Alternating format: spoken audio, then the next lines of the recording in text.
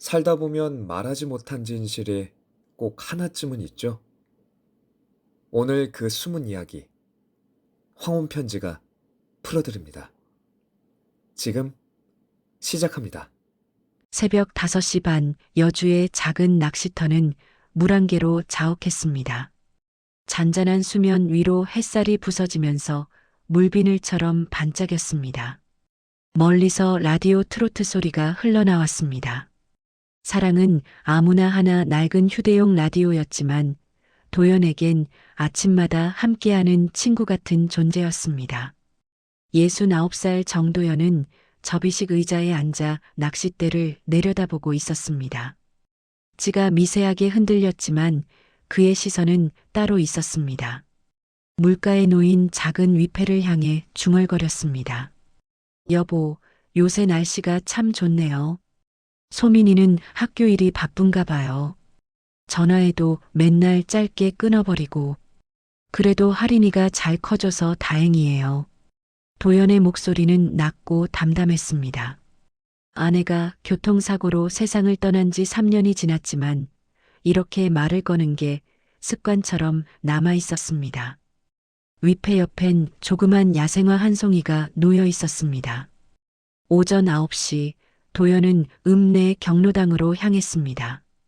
매주 목요일마다 안전교육 봉사를 맡고 있었습니다. 넓지 않은 강당에 어르신 20명 정도가 모였습니다.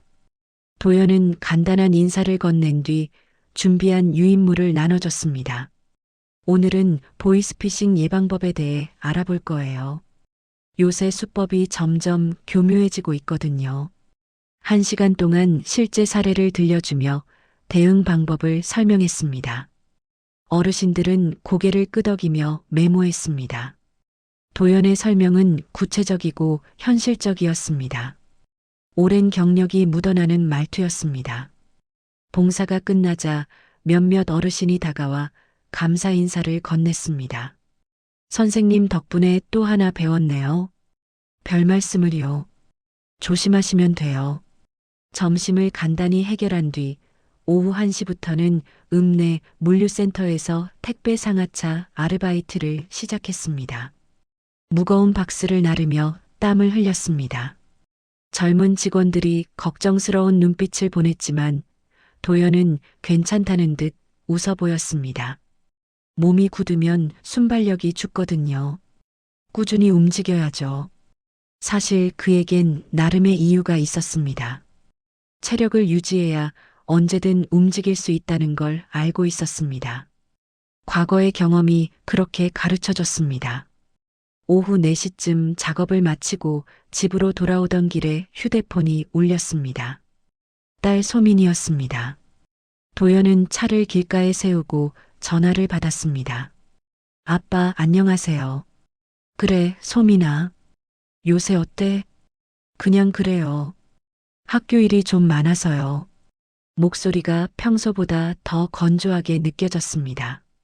도연은 뭔가 더 물어보고 싶었지만 소민이 먼저 말을 끊었습니다. 아빠, 저 지금 좀 바빠요. 나중에 다시 전화드릴게요. 그래, 알았어. 힘들면 언제든. 뚝 전화가 끊어졌습니다. 짧은 통화였지만 도연은 뭔가 이상함을 느꼈습니다. 배경에서 유리문 닫히는 소리가 들렸고 낮게 눌린 남자 목소리가 스쳤습니다. 무슨 말인지는 분간할 수 없었지만 소민의 목소리가 더 작아진 게 느껴졌습니다. 집에 도착해 현관문을 열자 조용한 거실이 맞아줬습니다. 도연은 신발을 벗으며 한숨을 내쉬었습니다. 그때 휴대폰에 영상통화 알림이 떴습니다. 손녀 할인이었습니다. 화면을 켜자 환하게 웃는 5살 할인의 얼굴이 나타났습니다. 할아버지, 우리 할인이 오늘 뭐 했어? 유치원에서 그림 그렸어요. 나중에 사진 보내줄게요. 할인의 목소리는 밝고 경쾌했습니다. 도연의 얼굴에도 자연스럽게 미소가 번졌습니다. 그래, 할아버지가 보고 싶네. 그리고 이거 봐, 할아버지가 준 시계 잘 차고 있지? 할인이 손목을 들어 보였습니다. 분홍색 스마트워치가 작은 손목에 채워져 있었습니다. 지난주에 도연이 선물한 거였습니다. 응, 할아버지, 왼쪽 버튼 2번 누르면 할아버지한테 전화 가는 거 맞죠? 맞아. 그리고 급할 땐 도와주세요라고 말해도 돼. 그럼 할아버지한테 자동으로 연락 가. 우와, 신기해요. 영상통화는 5분 정도 이어졌습니다. 할인이 유치원 이야기를 신나게 늘어놓는 동안 도연은 조용히 듣고 있었습니다. 그러다 통화가 끊어지자 다시 정적이 찾아왔습니다. 저녁 식사를 간단히 마치고 도연은 동네 파출소로 산책을 나갔습니다. 오래 알고 지낸 구영 경사가 근무 중이었습니다. 구영은 서류 작업을 하다가 도연을 보자 반갑게 인사했습니다. 형님, 오랜만이에요. 그래, 요새 어때? 바빠 죽겠어요. 요즘 분당이랑 수원 쪽 부동산 민원이 엄청 늘어났거든요. 부동산 민원? 네, 임대 사기 같은 거요. 피해자들이 계속 신고하는데 조직적으로 움직이는 것 같아서 수사가 쉽지 않아요. 도연은 고개를 끄덕였습니다. 구영의 말에 뭔가 신경 쓰이는 부분이 있었지만 그냥 지나쳤습니다. 사위 윤재혁이 그 업계에서 일한다는 게 떠올랐지만 깊이 생각하진 않았습니다.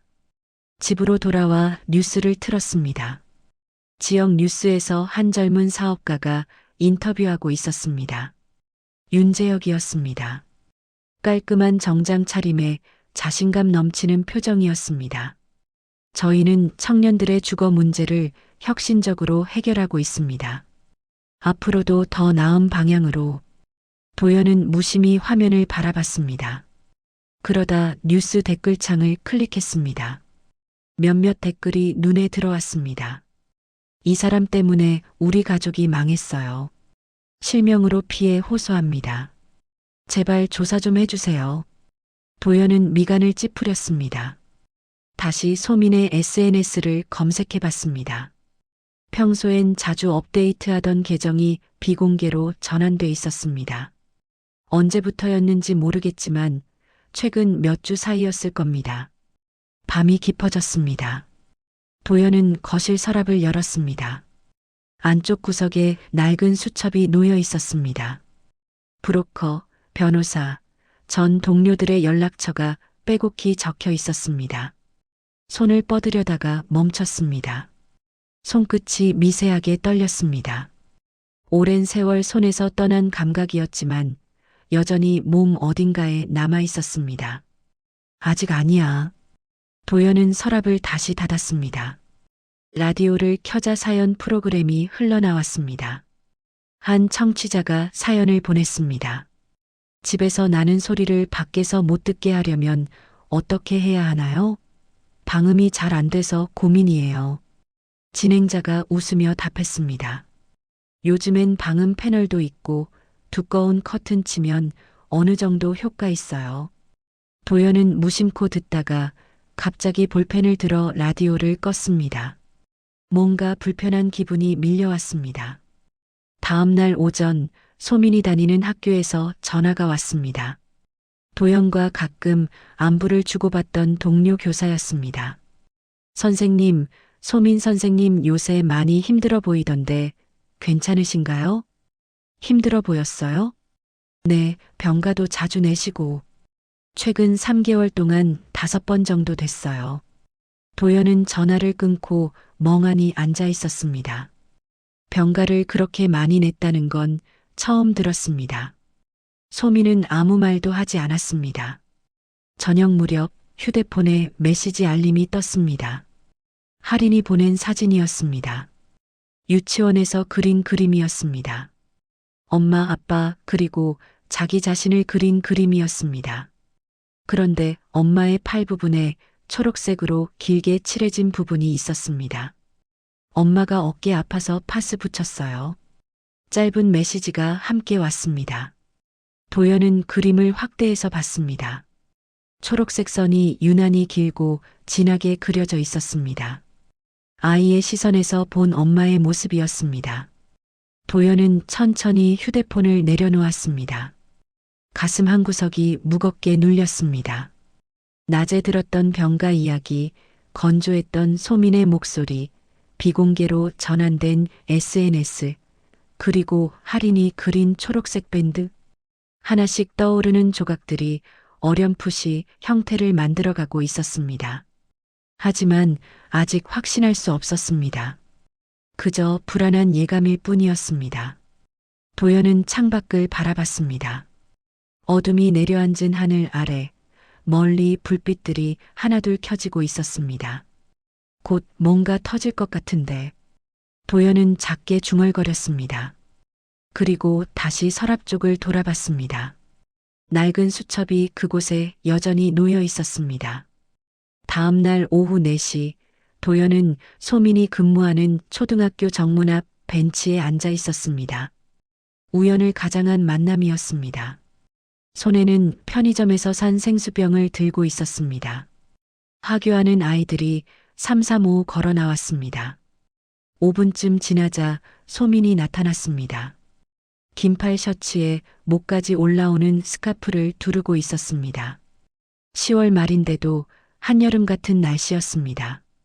다른 교사들은 반팔이나 얇은 가디건 차림이었는데 소민만 유독 몸을 감싸고 있었습니다. 소민아. 도연이 일어서며 손을 들었습니다. 소민은 깜짝 놀란 표정으로 걸음을 멈췄습니다. 아빠, 왜 여기?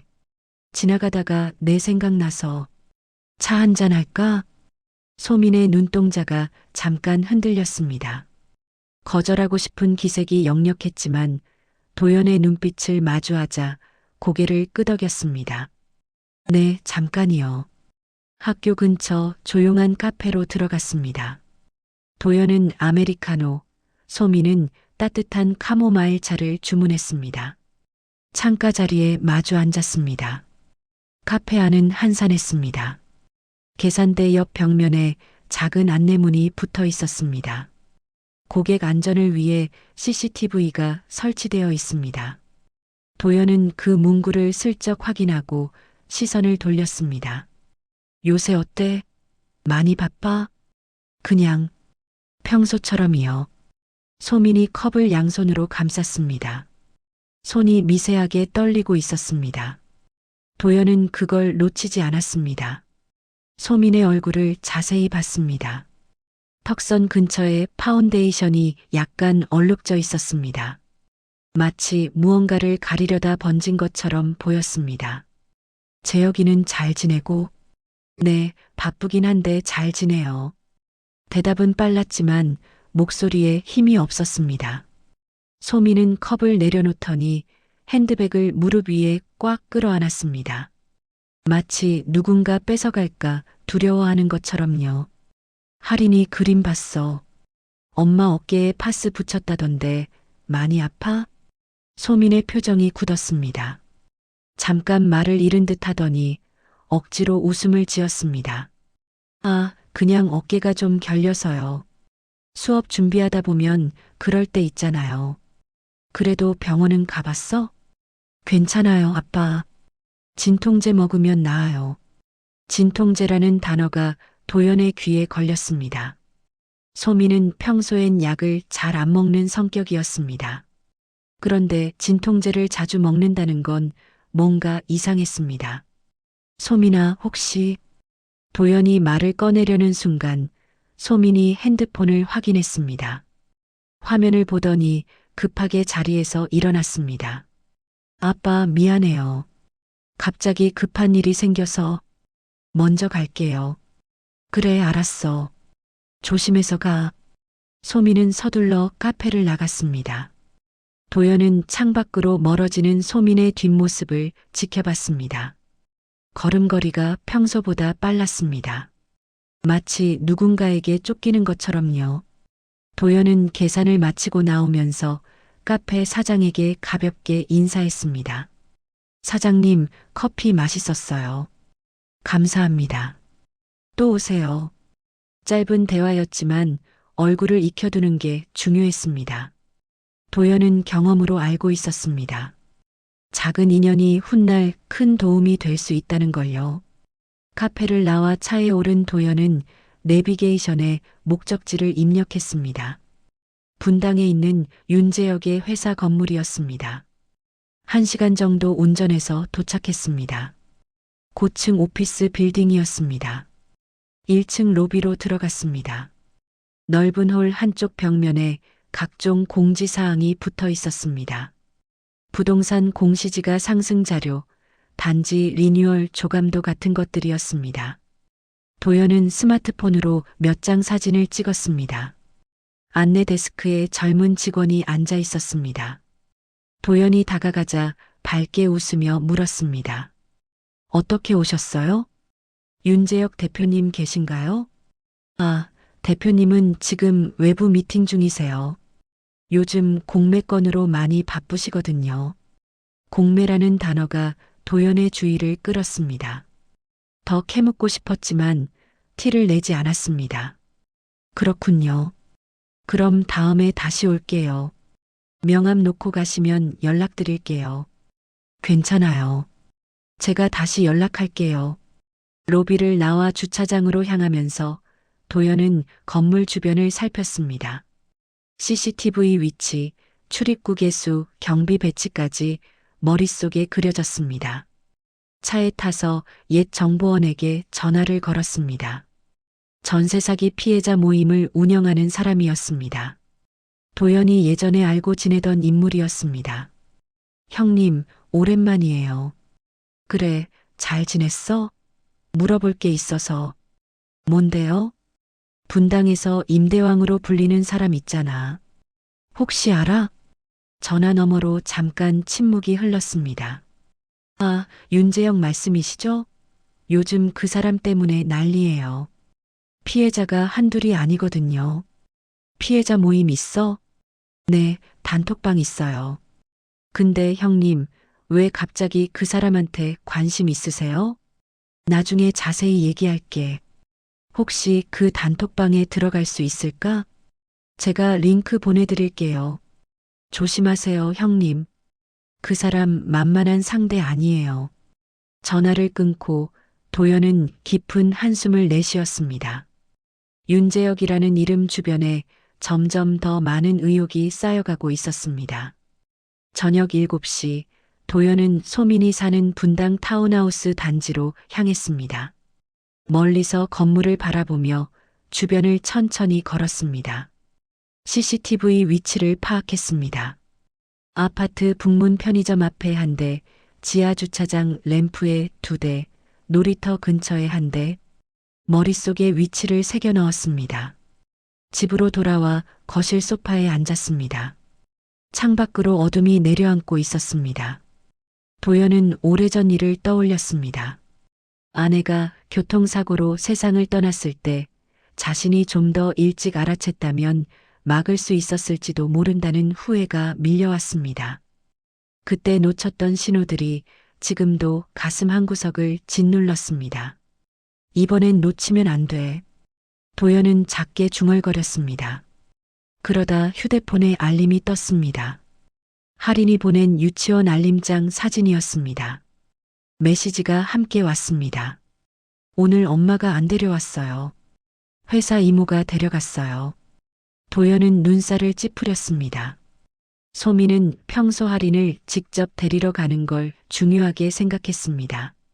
그런데 회사 직원이 대신 데려갔다는 건 뭔가 통제받고 있다는 신호였습니다. 밤 10시 반 도연은 소민에게 메시지를 보냈습니다.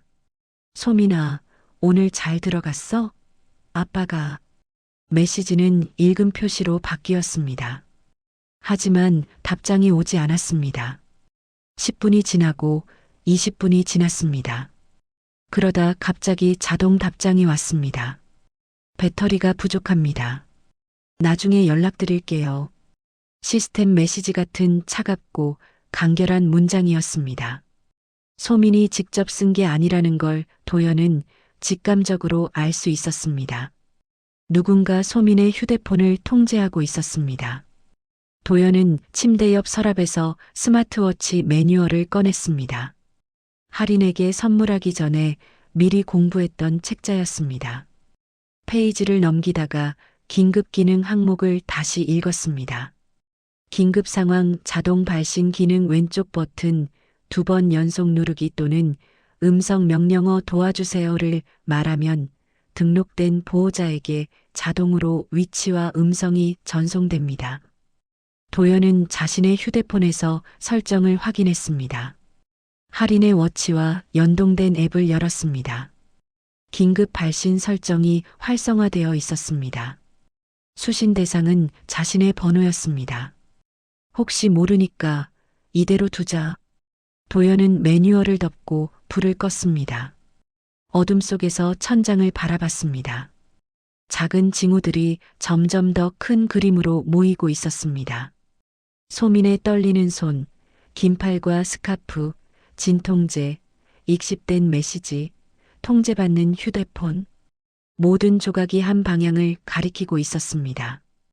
도연은 눈을 감았습니다. 하지만 잠은 쉽게 오지 않았습니다. 11시 47분, 도연은 거실 소파에서 뉴스를 보고 있었습니다. 졸음이 밀려오려던 참이었습니다. 그때 휴대폰에서 알림음이 울렸습니다. 스마트워치 앱에서 온 긴급 알림이었습니다. 화면을 터치하자 자동으로 녹음 파일이 재생됐습니다. 할아버지, 엄마가 할인에 떨리는 목소리였습니다. 배경에서 낮게 욕설이 들렸습니다. 무언가 부서지는 소리, 유리가 바닥에 떨어지는 날카로운 소음이 이어졌습니다. 여자의 비명 같은 게 섞여 들렸습니다. 도연의 손이 얼어붙었습니다. 심장이 미친 듯이 뛰기 시작했습니다. 머릿속이 하얗게 변했다가 곧 차갑게 식었습니다. 지금 당장 가야 해. 도연은 벌떡 일어났습니다. 재킷을 낚아채고 현관으로 뛰어갔습니다. 신발을 신으면서도 손은 멈추지 않았습니다. 휴대폰 음성 메모 앱을 켰습니다. 녹음 버튼을 눌렀습니다. 10월 31일 밤 11시 47분. 손녀 할인의 스마트워치로부터 긴급 신호 수신. 지금부터 분당으로 출발합니다. 집 현관문을 닫는 소리까지 녹음했습니다. 모든 행동에 시간 기록을 남기는 게 중요했습니다. 도연의 몸은 오랜 습관을 기억하고 있었습니다. 차에 올라타자마자 시동을 걸었습니다. 블랙박스 녹화 표시 등이 깜빡이는 걸 확인했습니다. 내비게이션에 소민의 집 주소를 입력했습니다. 예상 시간 50분이 떴습니다. 더 빨리 가야 해. 도연은 엑셀을 밟았습니다. 차가 어둠 속으로 미끄러져 나갔습니다. 고속화도로 진입로를 향했습니다.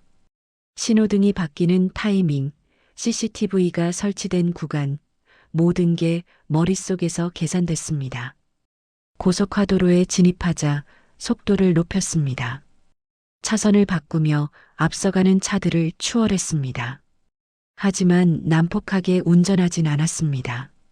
사고가 나면 도착이 늦어집니다. 침착하게 그러나 빠르게 움직여야 했습니다. 운전대를 잡은 손에서 땀이 났습니다.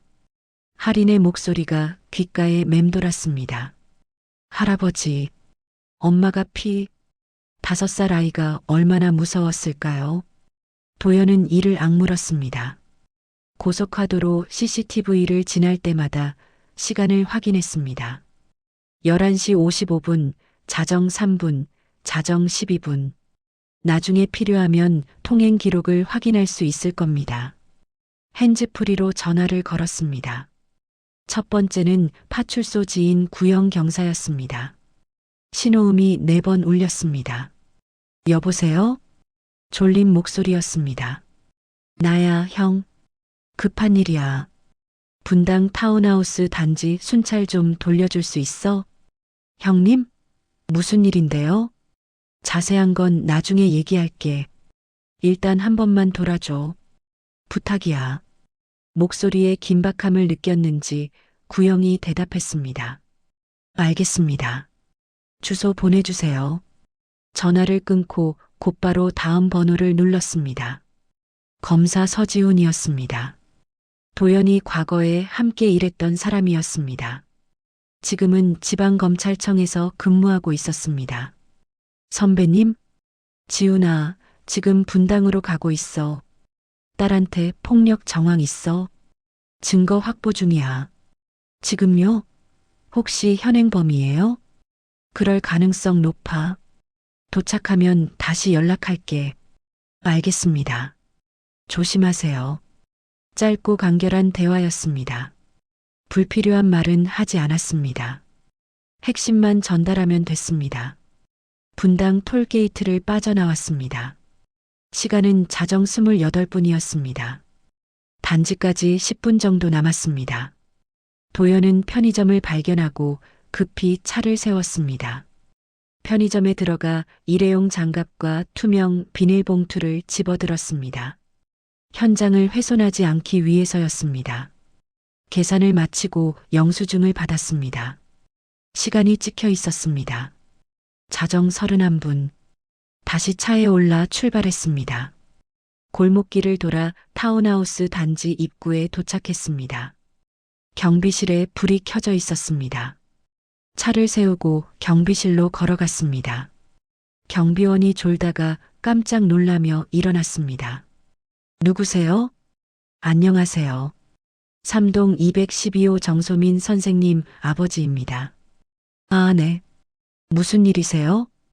혹시 그 집에서 소음 민원 같은 거 들어온 적 있나요? 경비원이 잠깐 망설이다가 고개를 끄덕였습니다. 사실 자주 들어와요. 물건 깨지는 소리, 고함 소리 같은 거요. 민원일지 같은 게 있나요? 네, 있긴 한데. 나중에 사본 좀 부탁드려도 될까요? 중요한 일이라서요. 경비원이 도연의 진지한 표정을 보고 천천히 고개를 끄덕였습니다. 알겠습니다. 감사합니다. 도연은 경비실을 나와 빠르게 해당 동으로 향했습니다. 엘리베이터를 타고 3층에 내렸습니다. 복도를 따라 212호 앞에 섰습니다. 문틈으로 약한 와인 냄새가 새어나왔습니다. 귀를 대고 들었습니다. 벽 반대편에서 미세한 훌쩍임이 들렸습니다. 할인이었습니다. 숨을 죽이고 우는 소리였습니다. 도연은 초인종을 누르지 않았습니다. 소리를 내면 안 됐습니다. 대신 휴대폰으로 119에 신고 전화를 걸었습니다. 신고 접수 도와드리겠습니다. 가정폭력 신고합니다. 분당구 삼평동 타운하우스 3동 212호. 피해자는 성인 여성과 5살 여아입니다. 출동하겠습니다. 현장에 계세요? 네, 문 앞에 있습니다. 전화를 끊고 문 손잡이를 살짝 돌려봤습니다. 놀랍게도 보조키가 열려 있었습니다. 잠그지 않은 채로 둔 겁니다. 부주의했거나 술에 취해 깜빡했을 가능성이 컸습니다. 도연은 장갑을 꼈습니다. 문 손잡이를 천천히 돌렸습니다. 강제로 여는 게 아니었습니다. 이미 열려있던 문을 조심스럽게 미는 것뿐이었습니다. 법적 분쟁의 여지를 남기지 않기 위해서였습니다. 현관 위쪽에 스마트 도어벨이 설치돼 있었습니다. 작은 빨간 불빛이 깜빡이고 있었습니다. 녹화 중이라는 표시였습니다. 도연은 그걸 확인하고 고개를 끄덕였습니다. 영상이 남아있을 겁니다. 문을 밀어 열었습니다.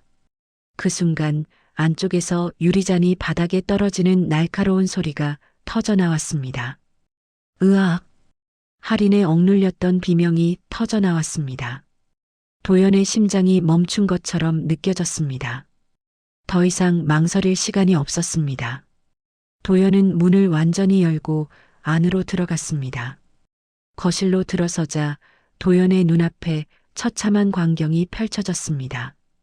바닥에 액자 유리가 산산조각 나 있었습니다. 벽면 한쪽에는 타원형 함몰 자국이 선명했습니다. 사람의 머리가 부딪힌 흔적이었습니다. 지름이 15cm 정도 됐습니다. 벽지가 찢어지고 석고보드가 움푹 꺼져 있었습니다. 바닥에는 혈흔이 스며 있었습니다. 선명한 붉은색이 아니라 어두운 갈색이었습니다. 시간이 좀 지났다는 뜻이었습니다. 핏자국이 끌린 무늬를 보니 누군가 쓰러진 채로 움직였던 것 같았습니다. 소민이 소파 옆 바닥에 쓰러져 있었습니다. 눈은 반쯤 떠져 있었지만 초점이 없었습니다.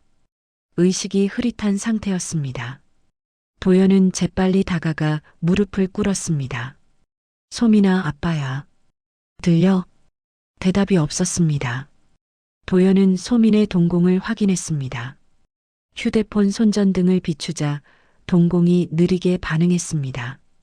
뇌 손상 가능성이 있었습니다. 왼쪽 팔이 부자연스러운 각도로 꺾여 있었습니다. 골절이 의심됐습니다. 도연은 침착하게 소민의 후두부를 손으로 감쌌습니다. 목을 최대한 움직이지 않게 고정했습니다. 경추 손상이 있을 수 있었습니다. 함부로 움직이면 더 위험해질 수 있었습니다. 꼼짝 마. 곧 구급차 와. 그때 거실 안쪽에서 남자 목소리가 들렸습니다. 가정사에 왜 끼어드십니까? 윤재혁이었습니다. 손에 와인잔을 들고 있었습니다. 정장 셔츠는 단추가 풀려 있었고 넥타이는 느슨하게 늘어져 있었습니다. 얼굴이 붉게 상기돼 있었습니다. 술 냄새가 진하게 풍겼습니다. 하지만 그의 자세는 흔들리지 않았습니다. 말투도 또렷했습니다. 오히려 자신감이 넘쳤습니다. 마치 자기가 피해자인 것처럼 행동했습니다.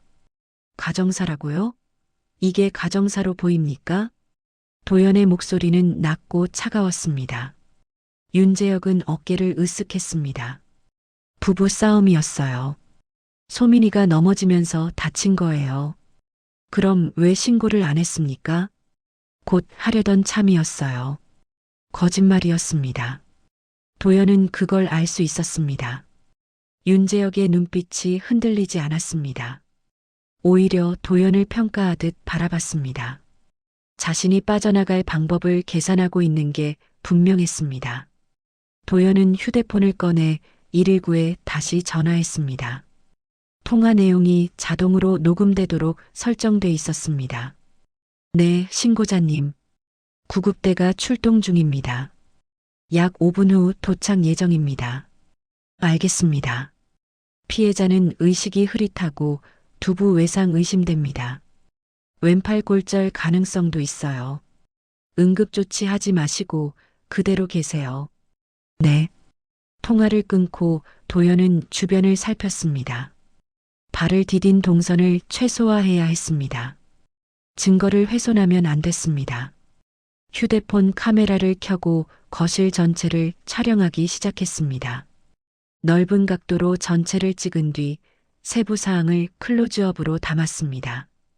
벽에 함몰 자국, 바닥에 혈흔 무늬, 깨진 유리잔, 소파 쿠션이 엉망으로 흩어진 모습, 하나하나 빠짐없이 기록했습니다. 윤재혁이 다가오려고 했습니다. 뭐 하시는 겁니까? 함부로 찍지 마세요.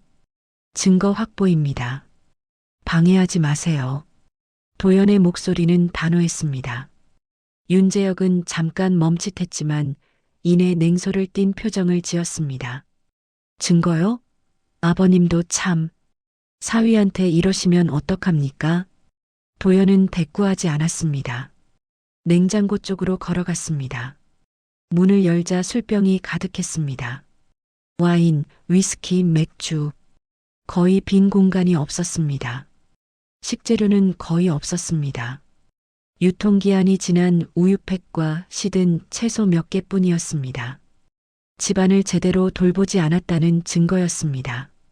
싱크대 하단 수납장을 열었습니다. 진통제 박스가 여러 개 쌓여 있었습니다. 일부는 이미 다 쓴 빈 박스였습니다. 도연은 사진을 찍었습니다. 아버님, 남의 집 함부로 뒤지면 안 되죠. 윤재혁의 목소리에 짜증이 섞였습니다. 하지만 여전히 침착한 척했습니다. 소민이가 그냥 넘어진 거예요. 제가 부축하려다가 팔을 잡았는데 그때 다친 거고요.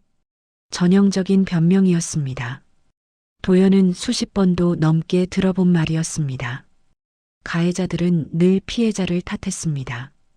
자신은 억울하다고 주장했습니다. 그럼 왜 벽에 머리 부딪힌 자국이 있습니까? 그건 전에 가구 옮기다가 생긴 거예요. 혈흔은요? 코피 났던 거예요. 말할수록 거짓말이 더 많아졌습니다. 도연은 더 이상 묻지 않았습니다. 말을 많이 하게 할수록 나중에 진술이 뒤바뀔 겁니다. 그때 작은 소리가 들렸습니다. 소파 뒤쪽에서 나는 소리였습니다. 도연은 조심스럽게 다가갔습니다. 이불 뭉치가 놓여 있었습니다. 그 안에서 할인이 몸을 웅크리고 있었습니다. 할인아. 도연은 무릎을 낮추고 부드럽게 불렀습니다. 할인은 눈을 크게 뜨고 할아버지를 바라봤습니다. 눈 주변이 빨갛게 충혈돼 있었습니다. 한참 울었던 흔적이었습니다. 할아버지. 할인이 작은 목소리로 불렀습니다. 도연은 팔을 벌렸습니다. 할인이 이불을 박차고 나와 도연의 품에 안겼습니다. 작은 몸이 부들부들 떨리고 있었습니다. 괜찮아. 이제 괜찮아. 도연은 할인의 등을 쓰다듬으며 낮은 목소리로 말했습니다. 시야를 할인의 눈높이에 맞췄습니다. 아이가 무서워하지 않도록 최대한 부드럽게 대했습니다. 할아버지가 왔으니까 이제 안전해. 알겠지? 할인이 고개를 끄덕였습니다. 도연은 할인을 안은 채 일어섰습니다. 그리고 현관 쪽으로 걸어갔습니다. 현관 신발장 앞에 여성용 구두가 놓여 있었습니다. 소민의 것이 아니었습니다. 사이즈가 더 작았습니다. 도연은 그걸 확인하고 다시 거실로 시선을 돌렸습니다. 그때 초인종이 울렸습니다. 도연이 문을 열자 젊은 여성이 서 있었습니다. 20대 후반쯤 보였습니다. 손에 회사 로고가 찍힌 업무용 휴대폰을 들고 있었습니다. 저 회사 직원인데요. 여성의 목소리는 떨리고 있었습니다. 얼굴이 창백했습니다. 들어오세요. 잠깐 기다려주세요. 도연은 여성을 안으로 들였습니다. 그리고 조용히 말했습니다. 그 휴대폰 혹시 SNS 관련 업무용인가요? 네, 맞아요. 절대 삭제하지 마세요. 증거가 될 수 있어요. 여성은 놀란 눈으로 도연을 바라봤습니다. 하지만 고개를 끄덕였습니다.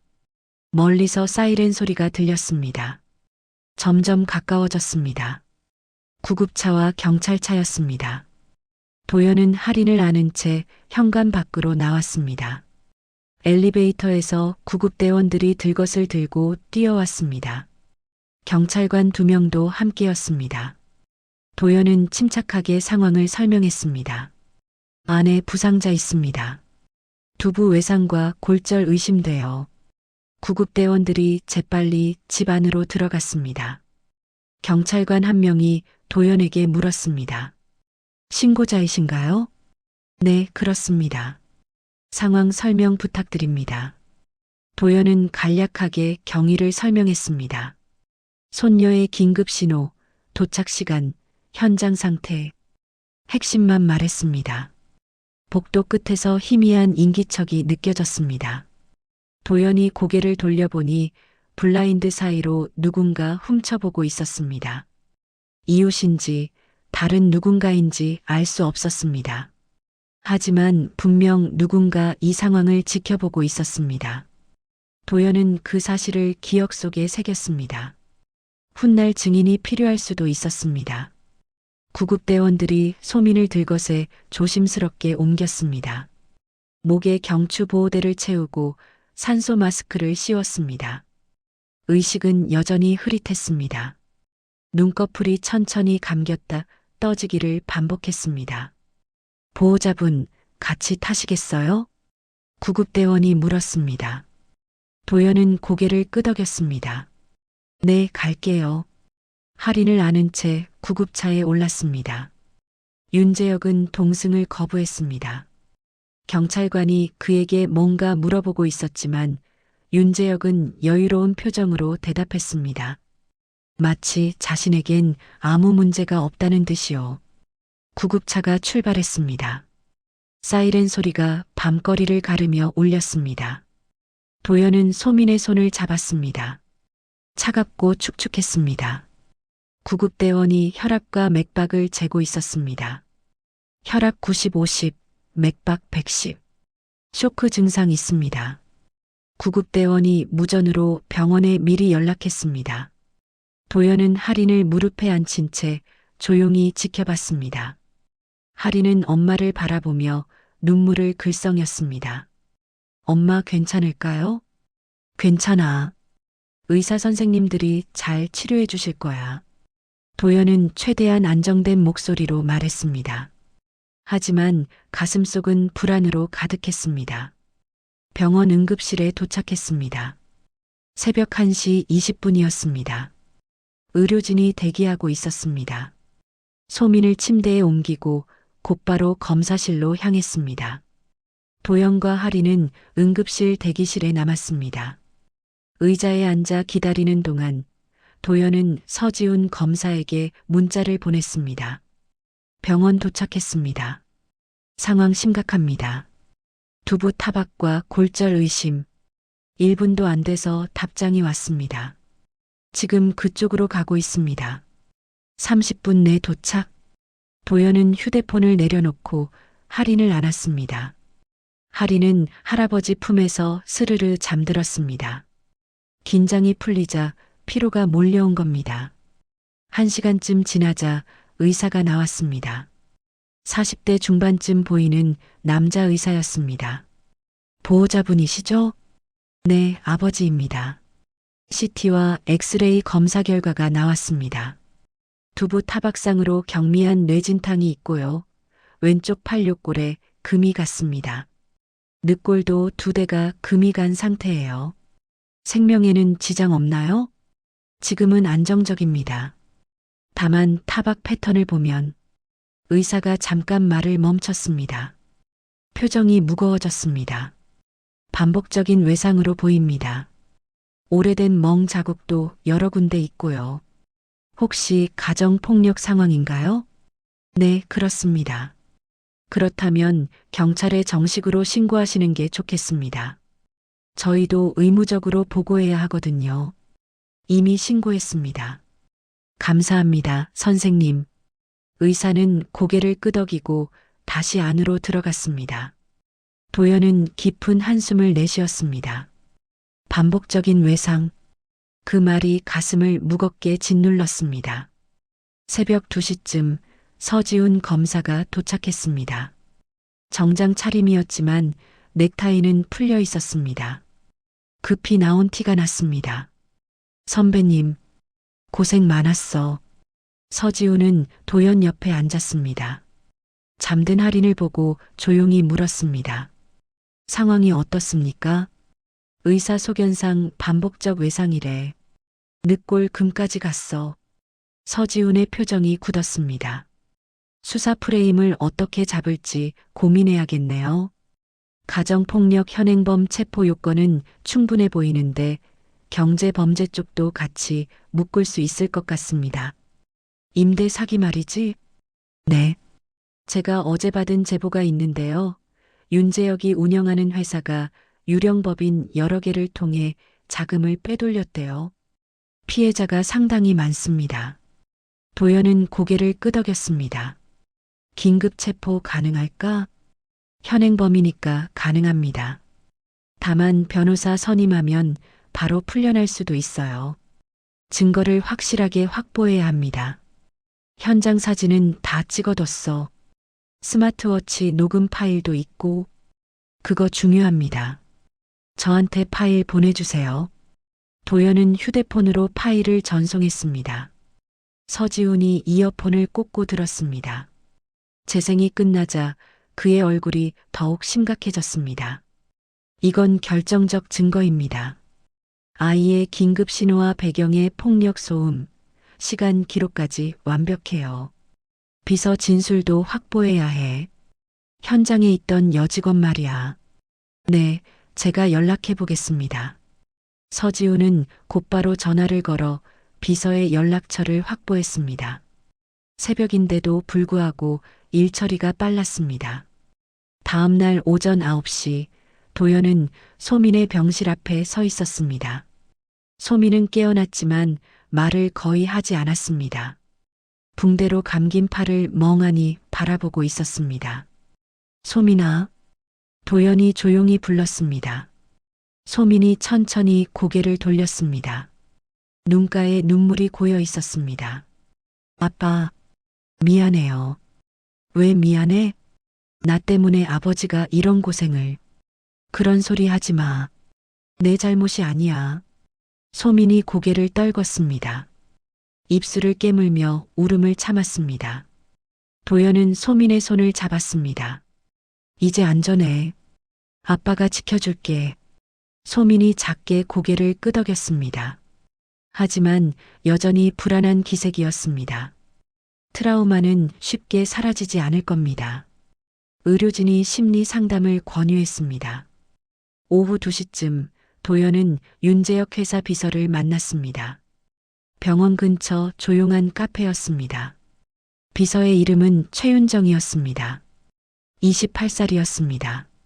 얼굴이 여전히 창백했습니다. 사실 어젯밤 일은 처음이 아니었어요. 윤정의 목소리는 떨렸습니다. 전에도 그런 일이 있었나요? 네. SNS 촬영하러 갈 때마다 부인 얼굴에 멍이 있었어요. 파운데이션으로 가리라고 지시받았고요. 제가 찍은 사진 원본에는 다 보여요. 그 사진들 아직 있어요? 네, 회사 휴대폰에 다 남아 있어요. 대표님이 삭제하라고 했는데 아직 안 지웠어요. 그거 절대 지우면 안 돼요. 증거가 됩니다. 네. 근데 저 회사 그만둬야 할 것 같아요. 대표님이 무서워요. 윤정의 손이 떨렸습니다. 도연은 차분하게 말했습니다. 증인 보호 신청할 수 있어요. 검사님께 말씀드릴게요. 정말요? 네. 걱정하지 마세요. 윤정은 안도한 표정을 지었습니다. 도연은 서지훈에게 연락해 윤정의 증인 보호를 요청했습니다. 저녁 무렵 도연은 이전에 통화했던 피해자 모임 운영자를 직접 만났습니다. 읍내 작은 식당에서였습니다. 운영자는 50대 중반의 자영업자였습니다. 윤재혁 때문에 제 가게가 망했어요. 전세 보증금 3억을 날렸죠. 남자의 목소리는 분노로 떨렸습니다. 다른 피해자들도 많나요? 20명은 넘어요. 신혼부부, 은퇴한 공무원, 자영업자. 다들 인생이 망가졌어요. 도연은 피해자 명단을 받았습니다. 하나하나 사연이 구체적이고 처참했습니다. 윤재혁의 조직적 범죄 규모가 상상보다 컸습니다. 검찰에서 곧 수사 착수할 겁니다. 증언 부탁드려도 될까요?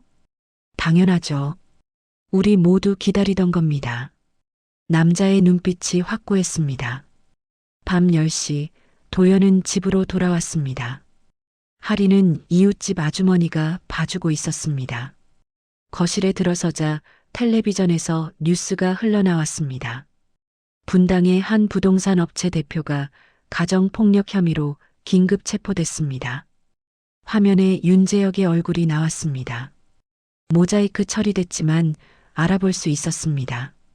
도연은 화면을 가만히 바라봤습니다. 하지만 끝이 아니었습니다.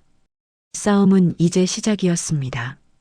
윤재혁 측 변호인단이 곧 움직일 겁니다. 여론전도 시작될 겁니다. 도연은 창밖을 바라봤습니다. 어둠 속에서 희미한 불빛들이 깜빡였습니다.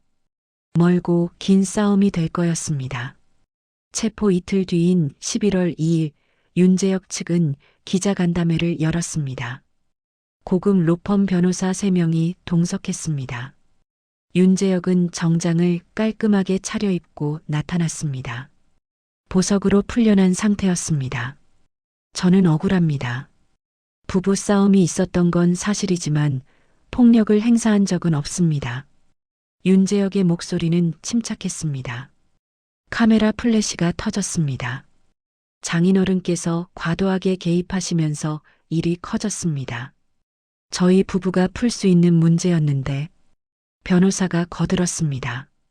가정 내 갈등을 외부에서 과대 해석한 측면이 있습니다. 법적으로 대응하겠습니다. 뉴스는 이 내용을 그대로 보도했습니다. 포털 사이트 실시간 검색어에 장인 폭력설이 올랐습니다. 댓글창은 순식간에 어지러워졌습니다. 요즘 장인들이 사위한테 너무 간섭하는 거 아님? 가정사는 당사자들끼리 풀어야지. 근데 진짜 폭력 있었으면 증거 있겠지? 물론 반대 의견도 있었습니다. 하지만 여론은 쉽게 흔들렸습니다. 윤재혁 측이 먼저 프레임을 잡은 겁니다. 도연의 집 앞에 취재진이 몰려들었습니다. 아침 7시부터 인터폰이 울려댔습니다.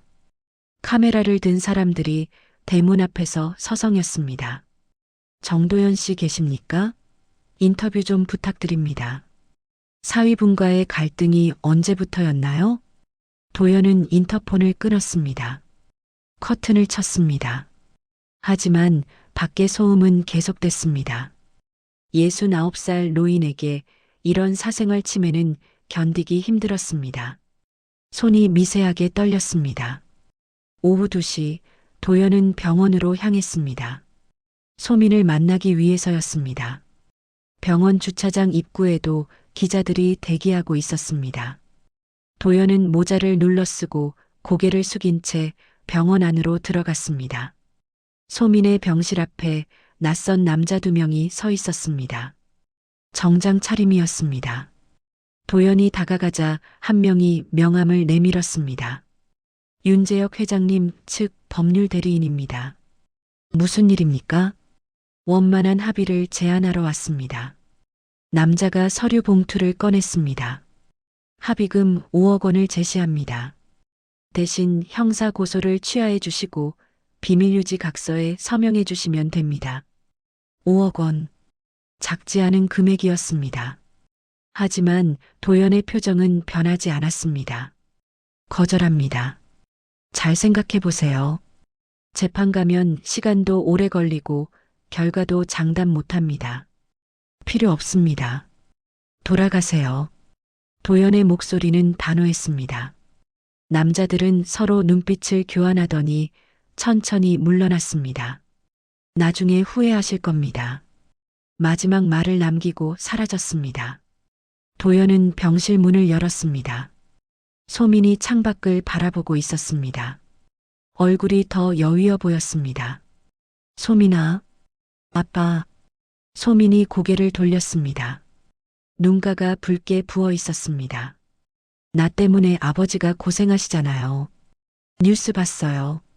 사람들이 아빠를 욕하고. 신경 쓰지 마. 미안해요. 내가 좀 더 일찍 말했으면. 소민의 목소리가 떨렸습니다. 죄책감이 그를 짓누르고 있었습니다. 도연은 소민의 손을 잡았습니다. 내 잘못이 아니야. 절대 내 잘못이 아니야. 간호사가 들어왔습니다. 보호자님, 정신건강의학과 상담이 예약됐습니다. 트라우마 치료가 필요하다고 하시더라고요. 도연은 고개를 끄덕였습니다. 잘 부탁드립니다. 그날 저녁 서지훈이 급히 도연에게 전화를 걸었습니다. 선배님, 문제가 생겼습니다. 무슨 일이야? 수사 정보가 새어나가고 있어요. 제가 팀 내부에만 공유한 내용이 포털 기사로 올라왔어요. 내부에 누군가 있다는 거야? 그럴 가능성이 높습니다. 팀원들 신원 조회해보고 있는데 서지훈의 목소리에 분노가 섞여 있었습니다. 조심해. 상대가 조직적으로 움직이고 있어. 알겠습니다. 전화를 끊고 도연은 소파에 주저앉았습니다. 머리가 무거웠습니다. 여론은 흔들리고 내부에선 정보가 새고 합의 압박은 계속되고 싸움이 생각보다 힘들었습니다. 그날 밤 도연은 아내의 사진을 꺼내봤습니다. 3년 전 교통사고 현장이 떠올랐습니다. 만약 그때 자신이 좀 더 일찍 알아챘다면 아내를 막을 수 있었을까요? 그 후회가 다시 밀려왔습니다. 이번엔 놓치면 안 돼. 절대로. 도연은 스스로에게 다짐했습니다. 하지만 가슴속 무력감은 쉽게 사라지지 않았습니다. 새벽 2시쯤 할인의 방에서 소리가 들렸습니다. 도연이 급히 들어가자 할인이 자리에서 벌떡 일어나 있었습니다. 땀에 젖은 얼굴로 숨을 헐떡이고 있었습니다. 할아버지, 악몽 꿨어? 할인이 고개를 끄덕였습니다. 엄마가 문 열지 말라고 했는데 무서운 소리가 나서 할인의 목소리는 떨렸습니다. 도연은 할인을 안아주었습니다. 5살 아이가 이런 악몽을 꾼다는 게 가슴 아팠습니다. 괜찮아. 이젠 안전해. 할아버지가 지켜줄게. 할인은 한참 동안 할아버지 품에 안겨 있다가 다시 잠들었습니다.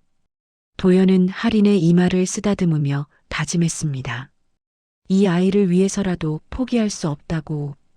다음 날 아침 서지훈이 다시 연락했습니다.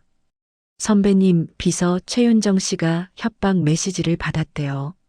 무슨 내용이야? 회사 측에서 보낸 것 같은데요. 증언하면 해고는 물론이고 민사소송까지 걸겠다고 했대요. 증인 보호 신청은 어떻게 됐어? 진행 중인데 시간이 좀 걸릴 것 같습니다. 도연은 한숨을 내쉬었습니다. 상대는 조직적이고 치밀했습니다. 돈도 많고 변호사도 많고 수단도 가리지 않았습니다. 하지만 도연도 물러설 수 없었습니다. 오후 3시 도연은 현관 선반에 아내의 사진을 다시 걸었습니다. 그리고 서랍에서 낡은 수첩을 꺼냈습니다. 페이지를 넘기며 옛 동료들의 이름을 확인했습니다. 이번엔 못 놓친다. 도연은 수첩을 펼친 채 전화를 걸기 시작했습니다. 한 명씩 연락하며 도움을 요청했습니다. 과거의 인연들이 하나둘 응답했습니다. 저녁 무렵 서지훈이 좋은 소식을 가져왔습니다. 현관 도어벨과 복도 CCTV 영상 확보 영장이 발부됐습니다. 내일 아침에 회수할 예정입니다. 영상 삭제 방지 조치는 이미 했습니다. 관리업체에 통보해서 원본 보존 명령 내렸어요. 도연은 고개를 끄덕였습니다. 조금씩 증거가 모이고 있었습니다. 밤 10시 도연은 옛 신문 스크랩을 뒤지고 있었습니다. 2년 전 미제로 종결된 임대 사기 사건 기사였습니다. 범인 사진이 흐릿하게 실려 있었습니다. 도연은 돋보기를 들고 자세히 봤습니다. 그리고 놀라운 걸 발견했습니다. 기사 속 공모자 중 한 명의 옆모습이 익숙했습니다. 최근 윤재혁 회사 홈페이지에서 본 감사의 얼굴과 닮아 있었습니다. 도연은 휴대폰으로 회사 홈페이지를 다시 확인했습니다. 감사 김동수. 사진을 확대해서 비교했습니다. 귀 모양, 턱선, 이목구비 일치했습니다. 연결고리를 찾았어. 도연은 즉시 서지훈에게 사진을 전송했습니다. 과거 미제 사건과 현재 사건이 하나의 선으로 이어지는 순간이었습니다. 11월 5일 오전 9시 서지훈은 도연이 보내온 사진을 바탕으로 감사 김동수의 신원을 조회했습니다. 결과는 놀라웠습니다. 2년 전 미제 임대사기 사건의 공모자 중 한 명이었습니다. 당시 증거 부족으로 기소되지 않았지만 의심 대상 명단에 있었습니다. 사업자 등록번호가 일치합니다. 이력도 연결되어 서지훈이 흥분한 목소리로 도연에게 전화했습니다. 이제 과거 사건까지 다시 수사할 수 있겠어요. 조직적 범죄 구조가 확실합니다. 체포영장 청구할 수 있어? 바로 준비하겠습니다. 이틀 뒤인 11월 7일 오전 10시 서지훈이 이끄는 수사팀이 윤재혁 회사로 압수수색에 나섰습니다. 영장을 들고 사무실에 들어섰습니다. 직원들이 놀란 표정으로 바라봤습니다. 검찰입니다. 압수수색 영장 집행합니다. 수사관들이 서버실로 향했습니다. 회계장부 하도급 계약서, 리모델링 견적서를 확보했습니다. 가짜 서류들이 대량으로 나왔습니다. 감사 김동수의 책상에서는 해외 계좌 내역이 담긴 USB가 발견됐습니다. 이거 결정적입니다. 수사관이 증거 봉투에 USB를 넣으며 말했습니다. 같은 날 오후 2시 윤재혁과 김동수가 긴급 체포됐습니다. 두 사람 모두 변호사 선임을 요구했지만 증거인멸 우려가 있어 구속영장이 청구됐습니다. 피의자 신문이 시작됐습니다. 서지훈과 도연은 신문 전략을 치밀하게 짰습니다. 먼저 타임라인을 정확히 제시하며 진술의 모순을 파고들었습니다. 10월 31일 밤 11시 47분 피해자의 딸이 스마트워치로 긴급 신호를 보냈습니다. 이 시각에 당신은 어디 있었습니까? 집에 있었습니다. 그럼 왜 피해자는 두부 외상과 늑골 골절을 입었습니까? 넘어지면서 다쳤다고 했잖습니까? 서지훈이 스마트워치 녹음 파일을 재생했습니다. 할인에 떨리는 목소리, 배경의 욕설, 유리 깨지는 소리가 신문실에 울려 퍼졌습니다. 윤재혁의 얼굴이 굳었습니다. 이 녹음에서 들리는 남자 목소리가 당신입니까? 그건 아파트 민원일지에 따르면 최근 3개월간 소음 신고가 11회 들어왔습니다. 모두 당신 집에서 나는 소리였어요. 윤재혁은 입술을 깨물었습니다. 변호사가 개입하려 했지만 증거는 명확했습니다. 한편 최윤정 비서는 증인 보호를 받으며 검찰에 상세한 진술을 했습니다. SNS 촬영 당시 소민의 얼굴에 있던 멍 파운데이션으로 가리라는 지시, 폭력 직후의 긴장된 분위기, 모든 걸 증언했습니다. 원본 사진 파일에 메타데이터가 남아 있습니다. 시간과 장소가 정확히 기록돼 있어요. 윤정은 떨리는 손으로 증거 자료를 제출했습니다. 11월 15일 언론의 보도 방향이 완전히 바뀌었습니다. 스마트워치가 밝혀낸 폭력의 밤, 5살 아이의 긴급 신호, 분당 임대왕 과거 미제 사기 사건과 연결, 조직적 범죄 의혹, 기사들이 쏟아졌습니다. 여론도 반전됐습니다. 댓글창에는 윤재혁을 비난하는 글이 가득했습니다. 저런 인간이 청년 주거 혁신을 운운했다니. 피해자들한테 제대로 처벌받아야 해. 도연은 뉴스를 보며 조용히 고개를 끄덕였습니다. 12월 10일 첫 공판이 열렸습니다. 서울중앙지방법원 대법정이었습니다. 방청석은 피해자들과 기자들로 가득 찼습니다. 도연도 소민, 할인과 함께 참석했습니다. 재판장이 입장했습니다. 50대 중반의 엄숙한 표정을 한 판사였습니다.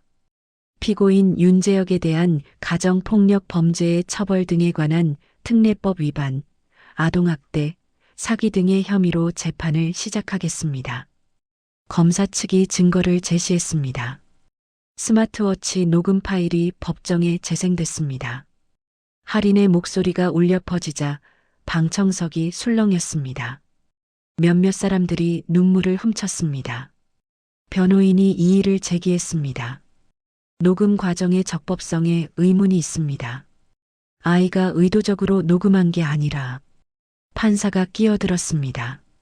스마트워치의 긴급 발신 기능은 제조사가 안전을 위해 탑재한 정식 기능입니다. 증거 능력을 인정합니다. 검사가 메타데이터 분석 자료를 추가로 제출했습니다. 시간, 장소, 음성 파형 분석까지 완벽하게 정리돼 있었습니다. 피해자 진술 시간이 왔습니다. 50대 자영업자가 먼저 증인석에 섰습니다. 목소리는 떨렸지만 또렷했습니다. 저는 30년 운영한 식당을 잃었습니다. 전세 보증금 2억 5천을 날렸어요. 윤재혁은 리모델링 비용이 추가로 든다며 계속 돈을 요구했습니다. 나중엔 연락도 안 됐어요. 남자의 눈에서 눈물이 흘렀습니다. 방청석이 조용해졌습니다. 신혼부부도 증언했습니다. 30살 남자와 28살 여자였습니다. 결혼 자금으로 모은 5천만 원이 전부였어요. 그걸 다 잃었습니다. 지금 빚만 6천만 원이에요. 여자가 울음을 터뜨렸습니다. 남편이 그의 손을 꽉 잡았습니다. 재판이 진행될수록 윤재혁의 태도가 변했습니다. 처음엔 냉소를 띤 표정이었지만 점점 입술이 바싹 말랐습니다. 말끝이 흐려졌습니다. 피고인석에서 부모를 찾아 눈치를 봤습니다. 뒷좌석에 앉은 윤재혁의 아버지는 굳은 표정으로 고개를 돌렸습니다. 최종 변론이 끝났습니다. 판사가 선고 기일을 통보했습니다. 12월 20일 오전 10시에 선고하겠습니다. 열흘 뒤인 12월 20일 선고 공판이 열렸습니다. 법정은 다시 가득 찼습니다. 도연은 소민과 할인의 손을 잡고 앉아 있었습니다. 판사가 판결문을 읽기 시작했습니다. 피고인 윤재혁은 배우자에게 상습적으로 폭력을 행사했으며 이는 아동인 딸에게까지 심각한 정신적 피해를 입혔습니다. 또한 다수의 피해자에게 조직적으로 사기 행각을 벌여 막대한 재산 피해를 야기했습니다. 판사의 목소리는 단호했습니다. 가정폭력 범죄의 처벌 등에 관한 특례법 위반, 아동학대, 사기 등으로 징역 18년에 처합니다. 피해자에 대한 배상 명령도 함께 내립니다. 보석 및 집행유예는 불허합니다. 도주 및 증거인멸 우려가 크고 죄질이 불량하며 반성의 기미가 보이지 않습니다. 쾅! 의사봉이 내려쳤습니다. 방청석에서 탄성이 터져 나왔습니다. 피해자들이 서로 얼싸안고 울었습니다. 윤재혁은 창백한 얼굴로 고개를 떨궜습니다. 법정을 나오는 길 할인이 도연에게 달려왔습니다. 할아버지, 작은 몸이 도연의 다리에 안겼습니다. 도연은 무릎을 굽혀 할인과 눈높이를 맞췄습니다. 우리 할인이 이제 무섭지 않지? 응, 이제 안 무서워. 도연의 눈가가 뜨거워졌습니다. 잠시 울음을 삼켰습니다. 그리고 할인을 꼭 안아주었습니다. 할아버지가 지켜줄게. 앞으로도 계속. 할아버지, 고마워요. 소민이 다가와 도연의 어깨에 기댔습니다. 세 사람은 법원 복도에 한참 동안 서 있었습니다. 창밖으로 겨울 햇살이 따스하게 비쳐들었습니다. 3월, 선고 판결 이후 3개월이 흘렀습니다. 봄이 찾아오고 있었습니다. 여주의 낚시터에는 따뜻한 바람이 불었습니다. 도연은 익숙한 자리에 앉아 낚싯대를 들이웠습니다. 물 위로 햇살이 부서졌습니다. 라디오에서 트로트가 흘러나왔습니다. 도연은 옆에 놓인 아내의 위패를 바라봤습니다. 여보, 소민이가 이제 많이 좋아졌어요. 학교도 다시 나가고. 목소리는 여전히 담담했지만 이전보다 가벼웠습니다. 소민은 3개월간의 재활 치료를 마쳤습니다. 매주 2번씩 물리치료를 받았고 심리 상담도 병행했습니다. 골절됐던 팔은 깁스를 풀었습니다. 아직 완전히 회복되진 않았지만 일상생활엔 지장이 없었습니다. 2월 말 소민은 교단 복귀 사전 연수에 참석했습니다. 올해 만난 동료 교사들이 반갑게 맞아줬습니다. 소민아, 정말 오랜만이다. 잘 지냈어? 옛 동료들이 소민을 끌어안았습니다. 소민의 눈에 눈물이 고였습니다. 하지만 이번엔 두려움의 눈물이 아니었습니다. 안도와 감사의 눈물이었습니다. 고마워요, 다들. 덕분에 다시 설 수 있었어요. 3월 2일 소민은 정식으로 학교에 복귀했습니다. 아이들이 환호성을 질렀습니다. 선생님, 돌아오셨어요? 보고 싶었어요? 교실은 따뜻한 환영으로 가득했습니다. 소민은 천천히 웃음을 되찾아가고 있었습니다. 할인도 변화했습니다. 악몽은 점점 줄어들었습니다. 처음 한 달은 거의 매일 밤 깼지만 이제는 일주일에 한 번 정도였습니다. 유치원에서도 밝아졌습니다. 어느 날 유치원 역할극 시간에 선생님이 물었습니다. 하린이는 무슨 역할 하고 싶어요? 저요, 경찰 아저씨 할래요. 하린이 손을 번쩍 들었습니다. 선생님이 빙그레 웃었습니다. 왜 경찰 아저씨 하고 싶어요? 경찰 아저씨가 나쁜 사람 잡아주잖아요. 그래서 사람들이 안전해져요. 하린의 목소리는 자신감으로 가득했습니다. 안정감을 되찾고 있는 신호였습니다. 한편 피해자 모임에서도 소식이 있었습니다. 윤재혁 회장 측이 단계적 배상을 시작했습니다. 법원의 배상 명령에 따라 회사 자산이 매각됐고 그 자금이 피해자들에게 분배되기 시작했습니다. 물론 모든 피해가 한 번에 회복되진 않았습니다. 아직 분쟁이 남아있는 케이스도 있었습니다. 하지만 적어도 움직임은 시작됐습니다. 피해자들은 희망을 찾았습니다. 3월 중순 어느 날 오후 도연은 낚시를 마치고 돌아오는 길에 라디오를 들었습니다. 사연 프로그램이었습니다. 다음 사연입니다. 28살 청취자분인데요. 남자친구가 자꾸 화를 내고 물건을 던진대요. 이게 정상인가요? 도연은 차를 잠시 세웠습니다. 휴대폰을 꺼내 문자를 보냈습니다. 폭력의 신호입니다. 물건을 던지는 건 사람을 때리기 직전 단계예요. 주변에 도움을 청하세요. 혼자 해결하려 하지 마세요. 짧지만 명확한 조언이었습니다. 10분 뒤 라디오에서 도연의 문자가 읽혔습니다. 69살 청취자분께서 보내주신 조언입니다. 폭력의 신호를 알아채는 게 중요하다고 하시네요. 도연은 조용히 미소 지었습니다. 작은 일이지만 누군가에게 도움이 될 수 있었습니다. 3월 25일 저녁 도연은 서지훈과 식사 약속이 있었습니다. 읍내 조용한 한식당이었습니다. 두 사람은 마주 앉아 막걸리 잔을 기울였습니다. 선배님 덕분에 좋은 결과 나왔습니다. 무슨 소리야? 내가 잘한 거지. 아니에요. 선배님이 증거를 그렇게 꼼꼼히 모아두지 않았으면 이렇게 안 됐어요. 서지훈은 진심으로 감사하다는 표정이었습니다. 너희 세대가 제대로 끝냈지. 나는 그냥 도왔을 뿐이야. 도연의 목소리는 차분했습니다. 두 사람은 잔을 부딪혔습니다. 다음 날 오전, 도연은 예전에 소민과 차를 마셨던 카페를 다시 찾았습니다. 사장이 도연을 알아보고 반갑게 인사했습니다. 어르신, 오랜만이에요. 그래요. 잘 지냈어요? 네. 그날 CCTV 영상 덕분에 저희도 안전 교육했어요. 손님들한테도 도움이 됐고요. 사장은 환하게 웃었습니다. 작은 선한 영향력이 퍼져나간 겁니다. 도연은 아메리카노를 주문하고 창가에 앉았습니다. 봄볕이 따스했습니다.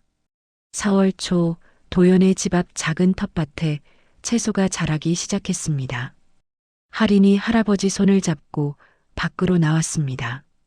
할아버지, 토마토 빨개졌어요. 그래, 우리 한번 따볼까? 두 사람은 무릎을 굽히고 토마토를 수확했습니다. 할인의 작은 손에 빨간 토마토가 들렸습니다. 할아버지, 이거 엄마한테 줄래요? 그래, 엄마가 좋아하시겠다. 할인이 토마토를 들고 웃었습니다.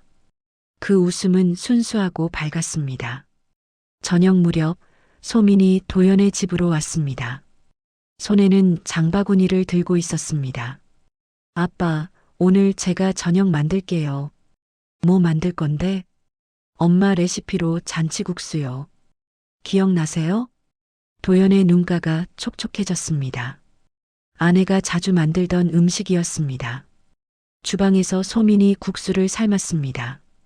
멸치 육수 끓이는 냄새가 집안에 퍼졌습니다. 할인이 식탁에 수저를 놓았습니다. 세 사람이 둘러앉았습니다. 잘 먹겠습니다. 첫 숟가락을 떴습니다. 국물이 구수하고 따뜻했습니다. 도연이 천천히 고개를 끄덕였습니다. 우리 집 국수는 다시 웃는 맛이 나네. 소민이 미소 지었습니다. 그러게요. 이제 다시 웃을 수 있어요. 식사를 마치고 도연은 휴대폰 단축 번호를 확인했습니다. 1번은 할인, 2번은 소민, 3번은 서지훈. 비상 연락 체계가 확실하게 잡혀 있었습니다. 노인은 준비하는 법부터 가르쳐야지. 도연은 혼잣말처럼 중얼거렸습니다. 저녁 노을이 질 무렵 도연은 거실벽에 걸린 사진 액자를 바라봤습니다. 예전엔 아내 사진만 있었습니다. 이제 그 옆에 새 액자가 하나 더 걸렸습니다. 도연, 소민, 할인 세 사람이 활짝 웃고 있는 사진이었습니다. 여보, 이번엔 늦지 않았어요. 우리 딸이랑 손녀 지켜냈어요. 도연은 아내의 사진에 조용히 말을 건넸습니다. 할인이 할아버지 옆으로 다가왔습니다. 손목엔 여전히 분홍색 스마트워치가 채워져 있었습니다. 할아버지, 응? 내가 무서우면 이거 2번 누를게요. 할인이 왼쪽 버튼을 손가락으로 가리켰습니다. 그래. 그럼 할아버지가 달려갈게. 난 달릴 준비가 늘 돼 있단다. 약속이에요? 약속이야. 할인이 장난스럽게 버튼을 2번 톡톡 눌렀습니다. 도연의 휴대폰에서 알림음이 울렸습니다. 두 사람이 서로를 보며 웃었습니다. 창밖으로 노을이 붉게 물들었습니다. 봄바람이 따스하게 불어왔습니다. 긴 겨울이 지나고 다시 봄이 찾아온 겁니다. 세 사람의 일상도 천천히 하지만 확실하게 제자리를 찾아가고 있었습니다. 오늘 이야기 마음에 남으셨다면 구독과 좋아요 눌러주세요. 좋은 기운 받아가시고요. 복이 도는 하루 되세요. 황혼편지였습니다.